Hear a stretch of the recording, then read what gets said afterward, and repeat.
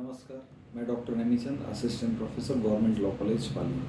आज हम सब्जेक्ट शुरुआत करने वाले हैं इंडियन एविडेंस एक्ट, भारतीय साक्ष्य अधिनियम 1872। भारतीय साक्ष्य अधिनियम ये बताती है कि साक्ष्य क्या है, साक्ष्य के कितने प्रकार होते हैं, साक्ष्यों की कौन कौन सी परीक्षाएं होती हैं, कौन कौन से तथ्य सुसंगत होते हैं, साक्ष्य जो न्यायालय में उपस्थित होंगे उनकी परीक्षाएं किस क्रम में होती है इत्यादि। भारतीय साक्ष्य अधिनियम को पढ़ते समय एक दृष्टिकोण याद रखना चाहिए कि Indian evidence act should be red from the view of court. भारतीय साक्ष्य अधिनियम को पढ़ते समय एक न्यायालय का दृष्टिकोण होना चाहिए, न्यायिक दृष्टिकोण से इसका अध्ययन किया जाना चाहिए। भारतीय साक्ष्य अधिनियम एक प्रक्रिया विधि है। विधि को दो भागों में विभाजित किया जा सकता है, मौलिक विधि मीन्स सब्सटेंटिव लॉ और प्रक्रिया विधि means procedure law. What is substantive law? Substantive law मौलिक विधि वह विधि है जो अधिकार, दायित्व, कर्तव्यों के बारे में बताती है। और प्रक्रिया विधि प्रोसीजर लॉ, प्रक्रिया विधि वह विधि है जो इन अधिकार, दायित्व और कर्तव्यों प्राप्त करने की प्रक्रिया बताती है। अब प्रक्रिया विधि जैसा कि साक्ष्य अधिनियम दोनों प्रकार की विधियों पर लागू होता है। यह सिविल मामलों में भी लागू होती है और क्रिमिनल मामलों में भी लागू होती है।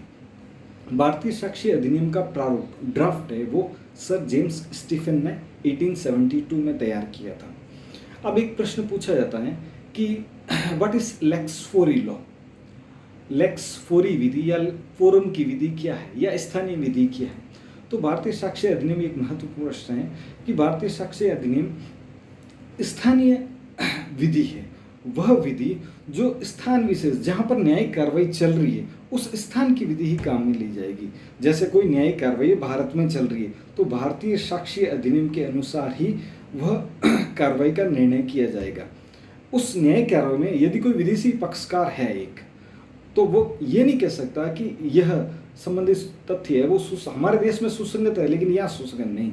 जब न्याय कार्रवाई इस देश में चल रही है तो इस देश की साक्ष्य विधि ही काम में ली जाएगी। ये होती है लेक्स फोरी विधि।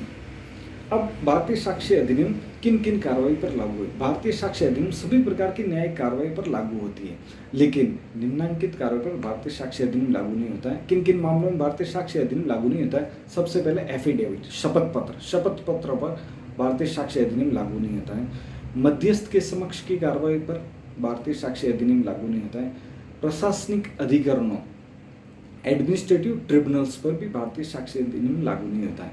यह सभी प्रकार के सेना न्यायालय पर लागू होता है, लेकिन इन तीन प्रकार के सेना न्यायालय पर लागू नहीं होता है। नंबर 1, सेना अधिनियम 1950 पर भारतीय साक्ष्य अधिनियम लागू नहीं होता है।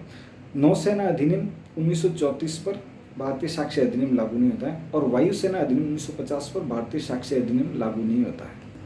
भारतीय साक्ष्य अधिनियम में कुल 167 धारा है। भारतीय साक्ष्य अधिनियम को 3 भागों में विभाजित किया गया है। भाग 1 में सेक्शन 1 to 55, भाग 2 में सेक्शन 56 to 100, भाग 3 में सेक्शन 101 to 167। भारतीय साक्ष्य अधिनियम में कुल 167 धाराएं हैं। इनको 11 अध्यायों में विभाजित किया गया है। भारतीय साक्ष्य अधिनियम की धारा 1 के अनुसार संक्षिप्त नाम, विस्तार और प्रारंभ। भारतीय साक्ष्य अधिनियम की धारा 1 में संक्षिप्त नाम के अनुसार भारतीय साक्ष्य अधिनियम का संक्षिप्त नाम क्या रहेगा? भारतीय साक्ष्य अधिनियम 1872। फिर इसका विस्तार, अभी हाल ही में जब अनुच्छेद 370 संशोधन हो गया है उसके बाद में भारतीय साक्ष्य अधिनियम संपूर्ण भारत पर लागू होगी। अब प्रारंभ, भारतीय साक्ष्य अधिनियम 1 सितंबर 1872 में लागू हो चुकेगी। भारतीय साक्ष्य अधिनियम की धारा 2, भारतीय साक्ष्य अधिनियम की धारा 2 1938 के अधिनियम द्वारा हटा दी गई। इसके साथ ही भारतीय साक्ष्य अधिनियम में एक अनुसूची थी जो भी 1938 के अधिनियम द्वारा हटा दी गई। अब देखते हैं भारतीय साक्ष्य अधिनियम की धारा 3। भारतीय साक्ष्य अधिनियम की धारा 3 में कुल 10 परिभाषाएं दी गई है। पहली परिभाषा है साक्ष्य, तथ्य, विवादित तथ्य, सुसंगत तथ्य, साबित, ना साबित, साबित नहीं हुआ, न्यायालय, दस्तावेज और भारत।